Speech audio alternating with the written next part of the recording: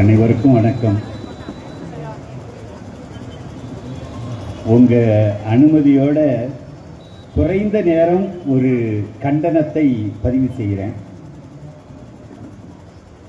இன்று பாசிச எதிர்ப்பு நாள். பாபர் மசூதி உடைக்கப்பட்ட நாள். அண்ணல் அம்பேத்கருடைய நினைவு நாள் டிசம்பர் 6.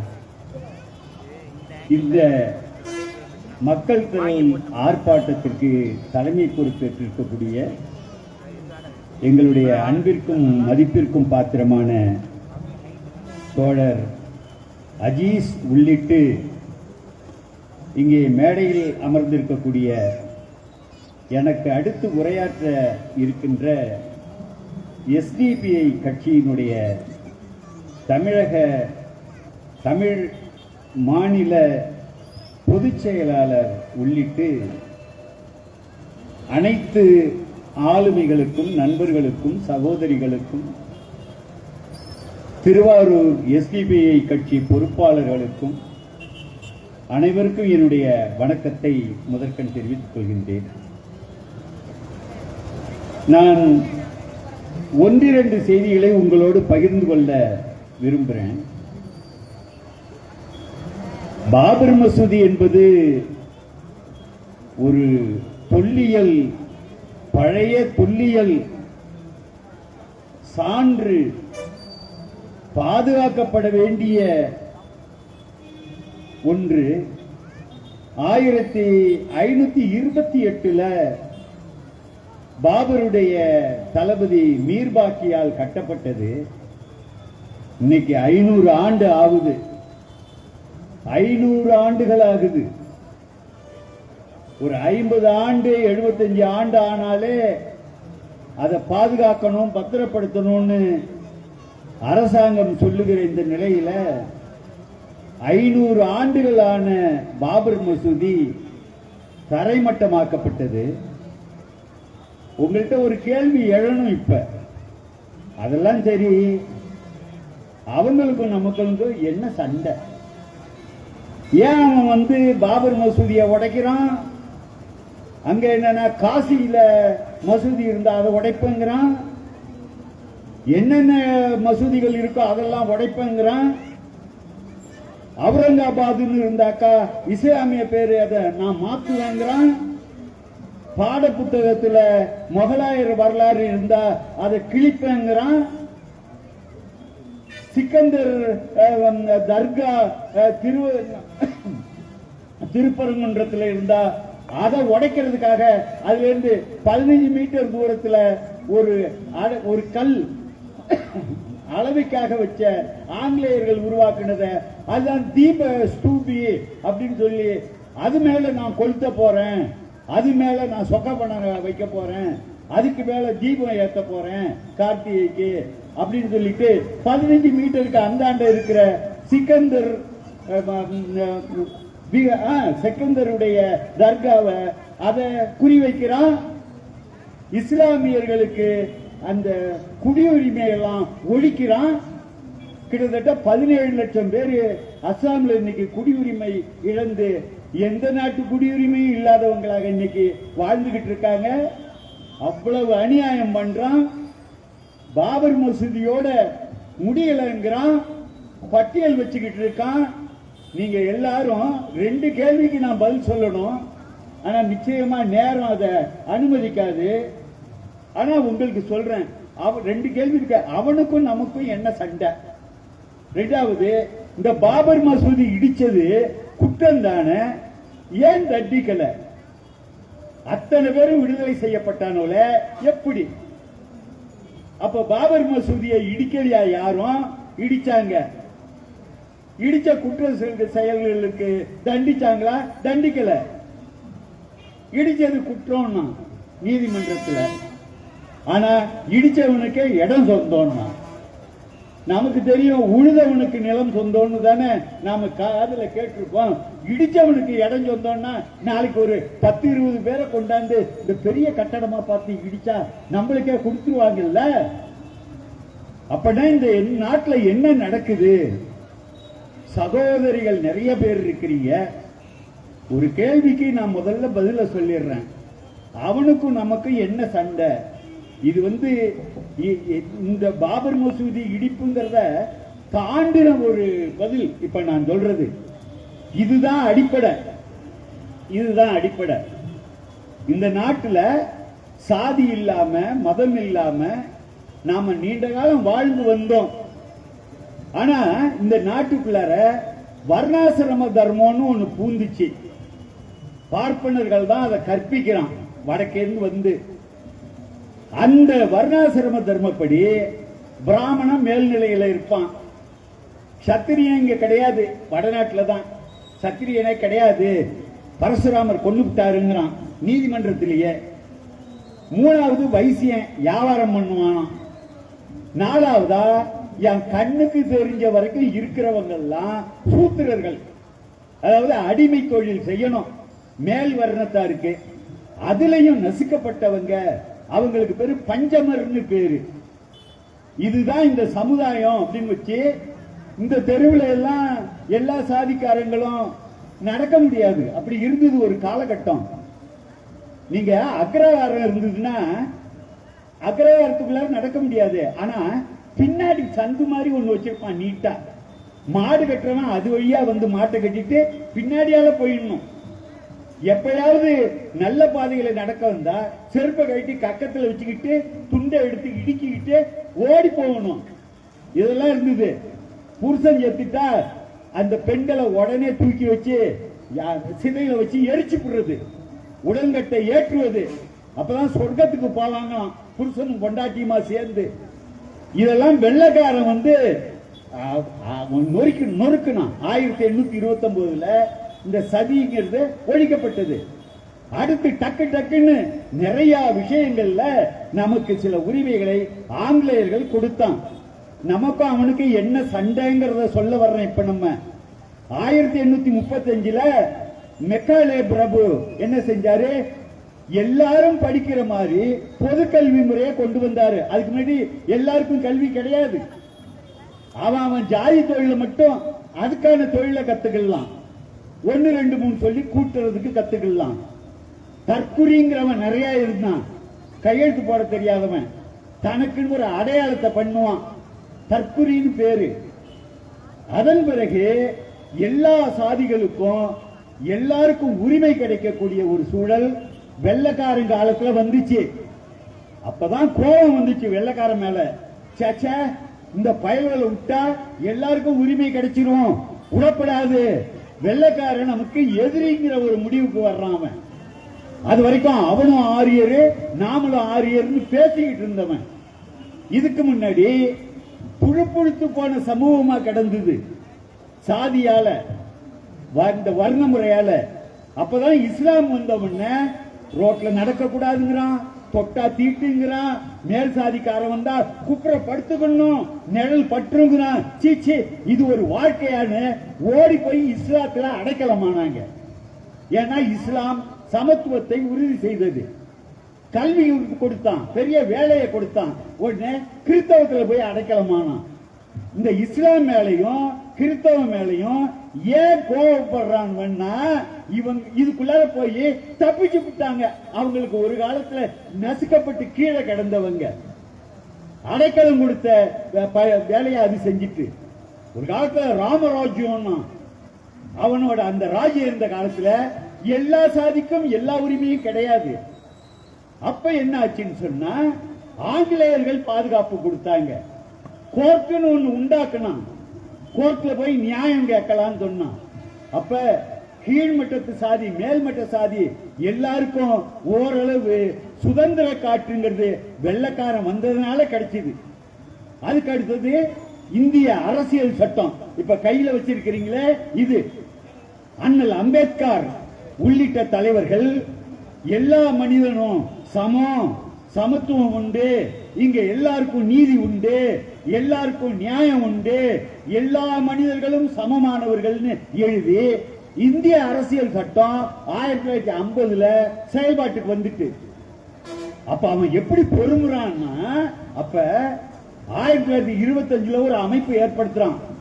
எல்லாரையும் மேல் சாதி பிராமணர்கள்லாம் ஒன்னா கூடி அங்க மகாராஷ்டிராவில் நாக்பூர்ல இன்னைக்கும் RSS தலைநகர் நாக்பூர்.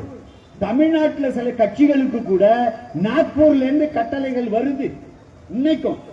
அப்ப நாக்பூர்ல அவங்க எல்லாம் ஒன்னா சேர்ந்தானுவன் RSS ஒரு அமைப்பை உருவாக்குறான். ராஷ்டிரிய ஸ்வயம் சேவக் சங்கம் RSS. நமக்கு இந்து ராஷ்டிரத்தை திரும்ப ஏற்படுத்தணும் அப்படின்னு முடிவெடுக்கிறான். இந்து ராஷ்டிரம் என்ன? நான் சொன்னல, ரோட்ல நடக்க முடியாம சூத்திரனா இருந்துகிட்டு பெண்கள் புருஷன் செத்துட்டா சிதையில தூக்கி வச்சு எரிக்கிறது, எல்லா ஒடுக்குமுறையும் இருந்து சம்பளம் இல்லாம வேலை பார்க்கணும். இந்த மண்ணு இது பழைய தஞ்சை தான். 1900 கூட சாணிப்பால் சாட்டையடி இருந்தது இல்ல விவசாயிகள் மேல, விவசாய தொழிலாளர்கள்.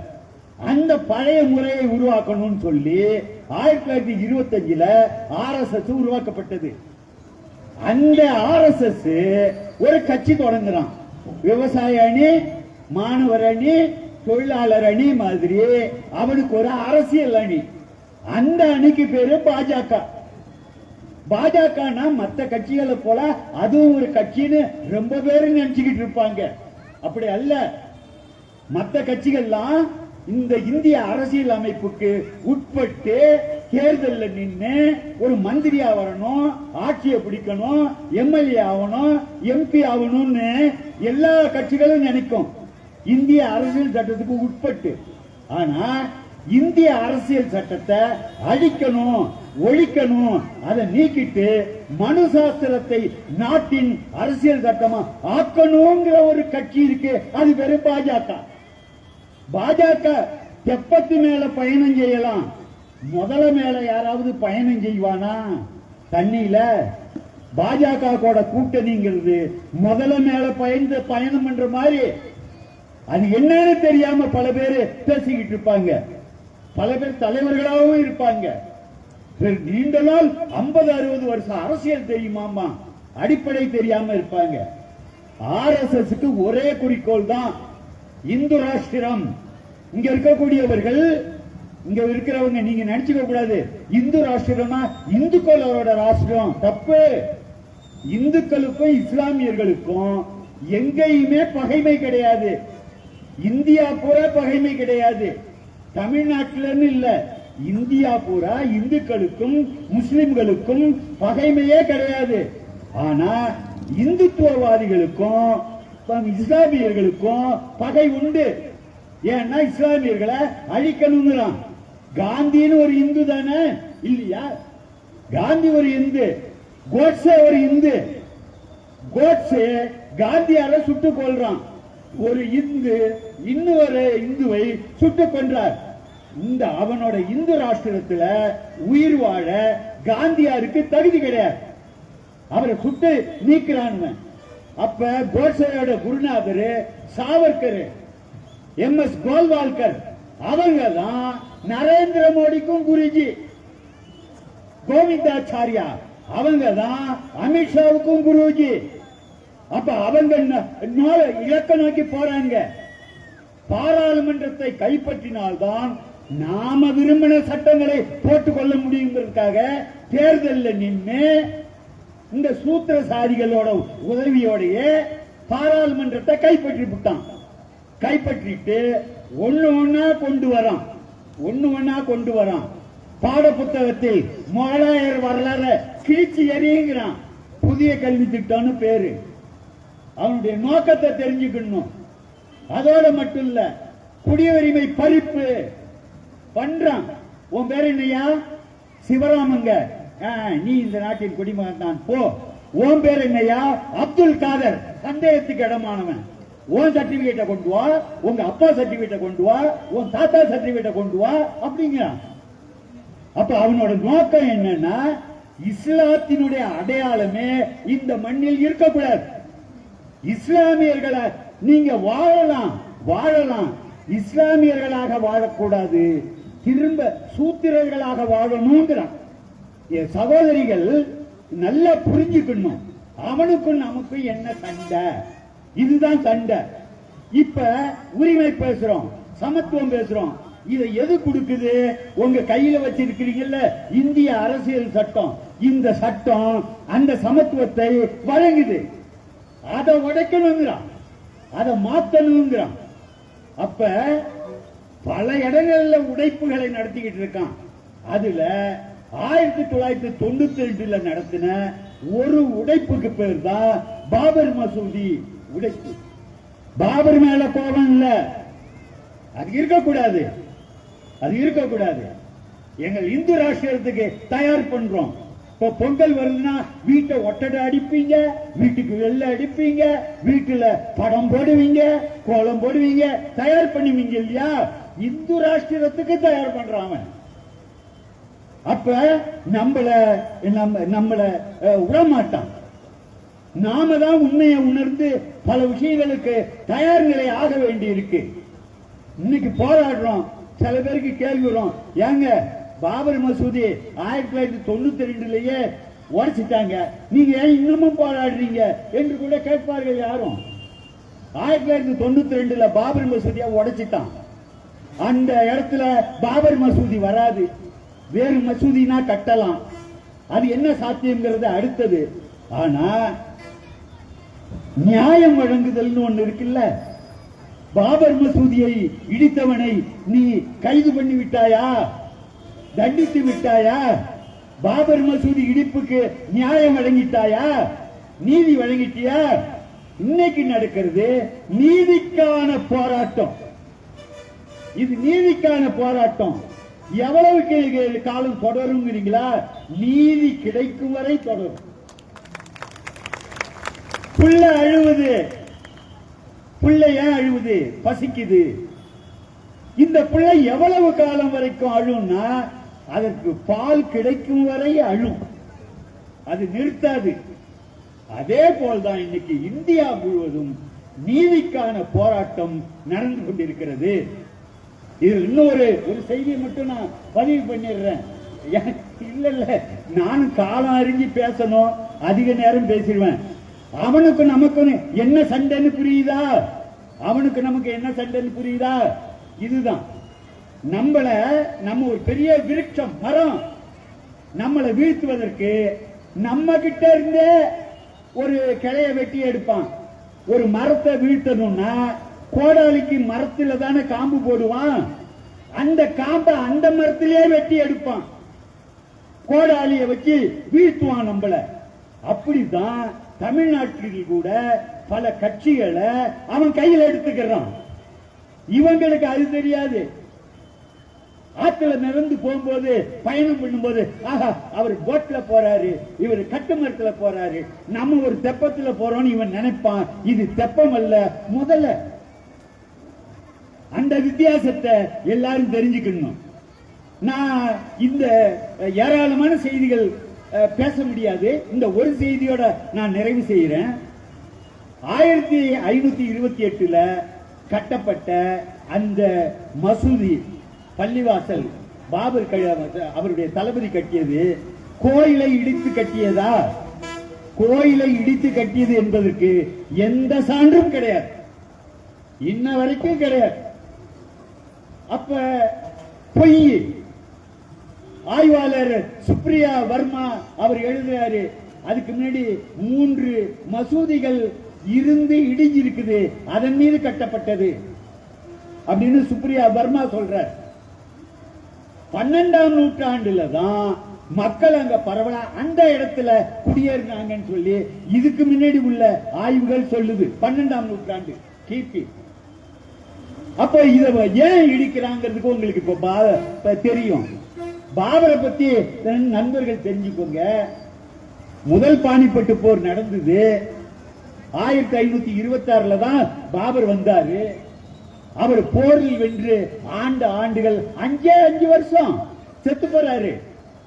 5 ஆண்டுகள் தான். அந்த பாபர் தன்னுடைய சுயசரிதையை எழுதியிருக்கிறாரு.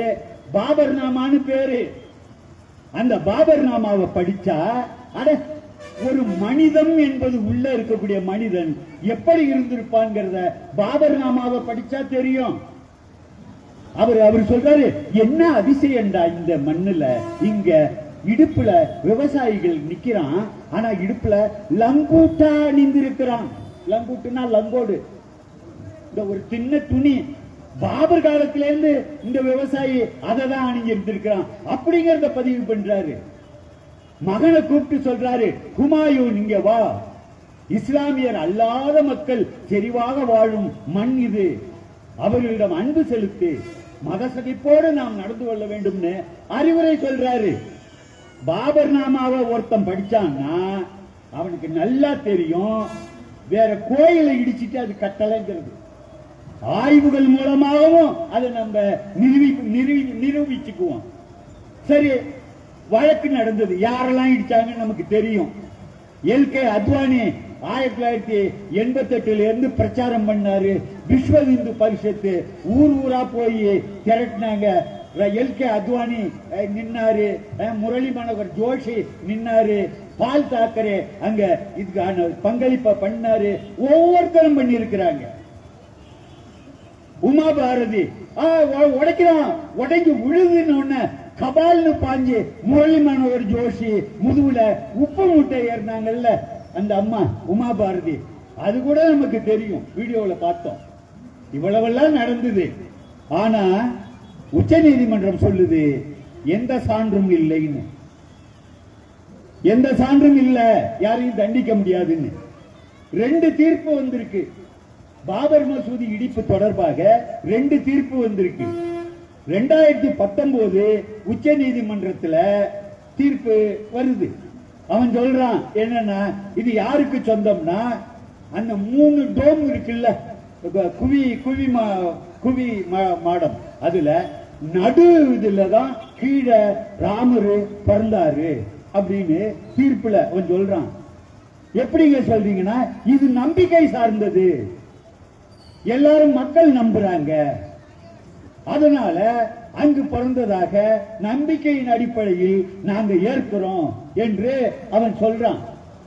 உச்ச நீதிமன்ற தீர்ப்பு 2.77 ஏக்கர் இடிச்சவிட்ட குடு, உடனடியாக ராமர் கோயிலை நீ கட்டுவதற்கு நடவடிக்கை எடு என்று சொல்லிட்டு வேற ஒரு இடத்துல அந்த மசூதிக்கு பதில் இன்னொன்று கட்டிக்கொள்ள 5 ஏக்கர் நிலம் கொடு அப்படின்னு அரசாங்கத்துக்கு. ஏங்க ஐயா, உங்களை எல்லாம் கேட்கிறேன், மசூதி கட்ட 5 ஏக்கரா நிலம் கிடைக்காததுனால தானா பாபர் மசூதி இடிப்பை பத்தி நம்ம பேசிட்டு இருக்கோம்? அந்த தீர்ப்பை கொடுத்த நீதிபதிக்கு 5 ஏக்கரா கொடுக்க நாங்கள் தயாராக இருக்கிறோம். மசூதியை நீ திருப்பி கொடுப்பாயா? இது சரி, இது வந்தது சரி. இந்த தீர்ப்பை கொடுத்தவங்க 5 நீதிபதி. இந்த தீர்ப்பை கொடுத்தவங்க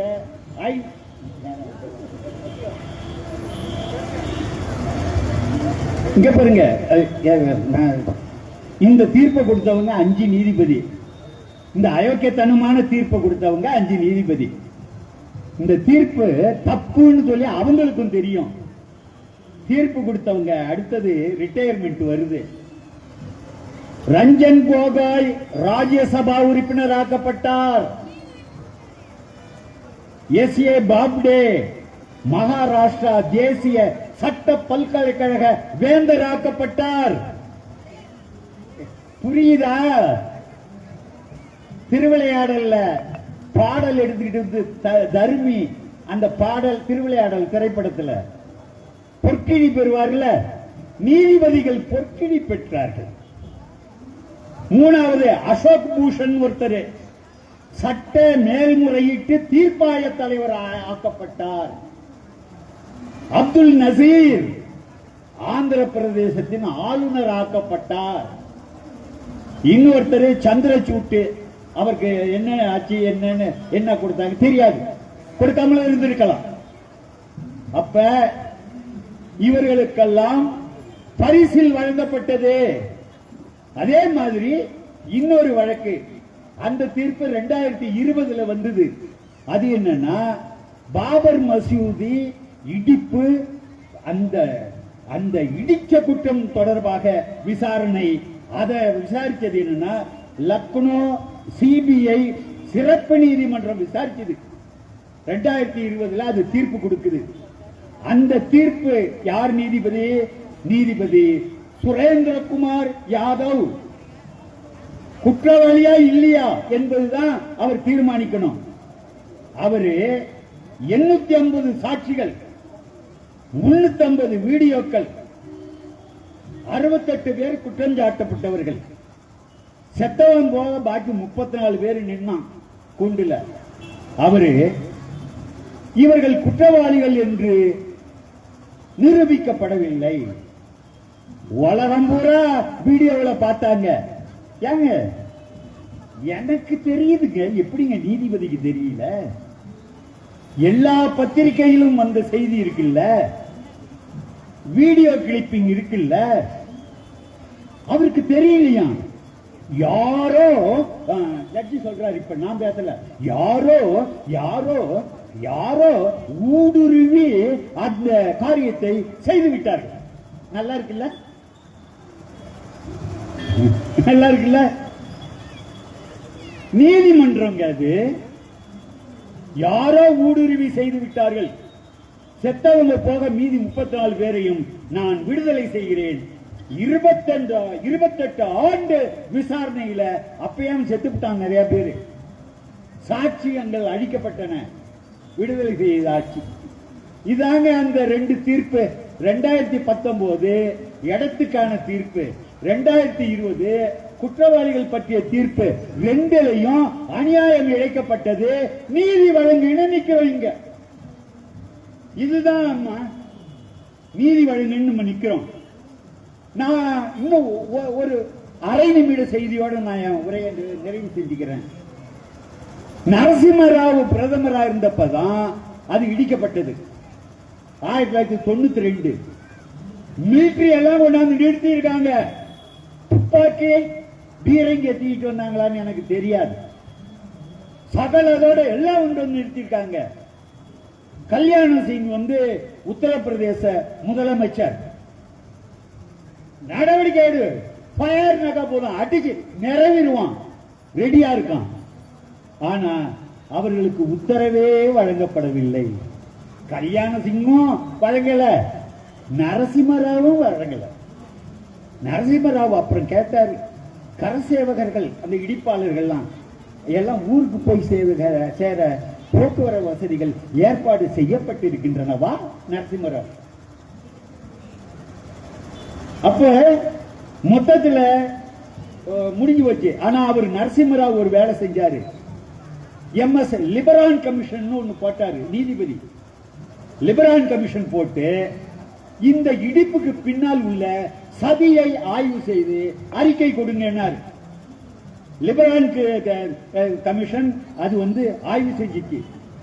17 ஆண்டுகள் ஆய்வு செஞ்சிட்டு அது சொன்னிச்சு, இந்த மசூதி இடிப்புக்கு காரணம் எல்கே அத்வானி, முரளி மனோகர் ஜோஷி, வாஜ்பாயி, பால் தக்கரே, லொட்டு லொசுக்கு, அவன் இவன் பட்டியல் கொடுத்துட்டார். அவரு பட்டியல் கொடுத்ததோட மட்டும் இல்லாம திடீர்னு ஏதோ உணர்ச்சி பெருக்கல அடிச்சு இல்ல, திட்டமிட்ட சதி. முத நாளே ரிஹர்சல் பார்த்தாங்க இடிக்கிறதுக்கு. முத நாளே அதுக்கு ரிஹர்சல் பார்த்தாங்களாம். எல்லாத்தையும் லிபரான் எழுதிட்டார். கல்யாண சிங்கும் அவருடைய இந்த RSS பரிவாரங்களும் தண்டிக்கப்பட வேண்டியவர்கள் லிபரான் கமிஷன் அறிக்கையில இருக்கு. அதுல சொல்றாரு, முஸ்லிம்களை பத்தி சொல்றாரு, பரிதாபகரமான அப்பாவிகள் சொல்றாரு. அப்படி ஒரு வார்த்தை வருது அதுல. அதுல லிபரான் கமிஷன் அறிக்கையா அப்படியே போட்டாங்க.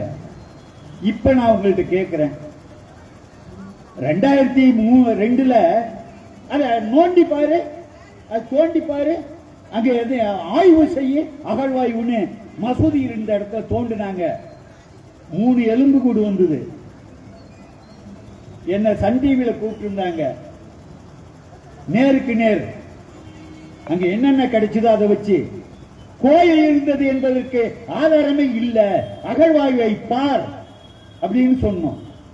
அப்ப இந்த 3 எலும்பு கூடு ராமரு, லட்சுமணரு, சீதைன்னு சொல்றீங்களா அப்படின்னு கேட்டேன் எதிராளி கிட்ட. தோண்டின இடத்துல ஆட்டுக்கறி வெட்டின அந்த சின்ன சின்ன விலங்குகளின் எலும்பு துண்டுகள் ஏராளமா கிடைச்சிருக்கு. என்ன அவெல்லாம் பிரியாணி சாப்பிட்டாலா? பீங்கான், உடைஞ்ச பீங்கான் நிறைய கிடைச்சிருக்குது. அதன் பொருள் என்ன? பிற்காலத்துல தான் அது கட்டப்பட்டது, அதுக்கு முன்னாடி அங்க ஆளு கிடையாது என்பது பொருள் இல்லையா? இந்த சந்திப்பை ஏற்பாடு பண்ணவர் ஊடகவியலாளர் வீரபாண்டியன். அன்னைக்கு ராத்திரி பூரா போன் பண்ணி அவரை தொல்லை பண்ணிருக்காங்க. மறுநாள் அவரை வேலையை விட்டு தூக்கிட்டாங்க. இதான் நடந்தது. அவரே சொன்னாரு, அதோட முடிஞ்சு போச்சுங்க எல்லாம். சமீபத்தில் சென்னையில சந்திச்சோம். அப்ப நான் உங்களுக்கு என்ன சொல்றேன், அகழ்வாய்வுல ஒரு விஷயம் நல்லா தெரிஞ்சது. அங்கே கிடைத்த பொருள்கள் கோவில் இருந்ததற்கான எச்சம் அல்ல. அதை பற்றி வேணா நான் விரிவா வேற மேடையில அல்லது ஒரு சந்தர்ப்பத்தில் நான் பேசுறேன். அநியாயத்துக்கு தோண்டிட்டான், அநியாயத்துக்கு அழிச்சிட்டான், அநியாயம் பண்றான், தெரிஞ்சே பண்றான், தெரிஞ்சே பண்றான். அந்த நீதித்துறையில காவிக்காரன், நீதித்துறையில காவிக்காரன் உள்ள பூந்துட்டான். அவனை வச்சுக்கிட்டு செய்யறாங்க. திருப்பரங்குன்றத்துல போய் அங்க விளக்க தூபம் ஏத்து, நான் சொல்றேன் ஜட்ஜி ஒரு 60 மத்திய தொழிற்படை அவங்க நீதிமன்ற பாதுகாப்புக்காக உள்ளவங்க, அவங்க அடியால் படையா கூட அனுப்புறது தமிழ்நாடு அரசும் தமிழ்நாடு போலீஸும் அனுமதிக்கல. நீதிமன்ற அவமதிப்புங்கிறான். உடனே உங்களுக்கு ஞாபகம் இருக்கா, போன தலைமை உச்ச நீதிமன்ற தலைமை நீதிபதி கவாய் அவர் விசாரிச்சுக்கிட்டு இருக்கும் போது ஒரு சங்கி வழக்கறிஞர் ஒருத்தன் செருப்பை கட்டி வீசலாம், ஞாபகம் இருக்கா? உச்ச நீதிமன்ற தலைமை நீதிபதி மீது செருப்பு வீசியது, அது விசாரணையில் இருக்கிற நேரத்தில் வீசியது நீதிமன்ற அவமதிப்பு இல்லையா? 10 பேரு கூட 60 பேரை ஒரு அடியால் படையா அனுப்புவாராம், அதை அனுமதிக்கலையா? இது நீதிமன்ற அவமதிப்புங்கிறான். நீ யாருன்னு எங்களுக்கு தெரியும், 1000 முறையானாலும் சரி, இன்னும் 100 தடவை இப்படி உத்தரவுகளை போட்டாலும் சரி, தமிழ்நாடு அனுமதிக்காது, தமிழ்நாடு அரசு அனுமதிக்க கூடாது, தமிழ்நாடு காவல்துறை அனுமதிக்க கூடாது. இதை கலவர பூமியாக்கணியா, அப்பதான் நாம அரசியல் பண்ண முடியும். பாபர் மசூதி கலவர பூமியாக்கணும், குஜராத் கலவர பூமியாக்கணும், தமிழ்நாடு திருப்பரங்குன்ற கலவர பூமியாக்கியா, அப்பதான் அரசியல் பண்ண முடியுங்கிறான். எங்களுக்கு நல்லா தெரியும், இஸ்லாமியர்கள் வேற நாங்க வேற இல்ல, ஒண்ணுதாங்கிறது எங்களுக்கு நல்லா தெரியும். இது கலவர பூமி ஆகாது, பொட்டியை கட்டிக்கிட்டு வெளியேறு. எங்கள் கண்டனத்தை நாங்கள் முறையாக பதிவு செய்கிறோம். அனைத்து தோழர்களுக்கும் நன்றி, வணக்கம்.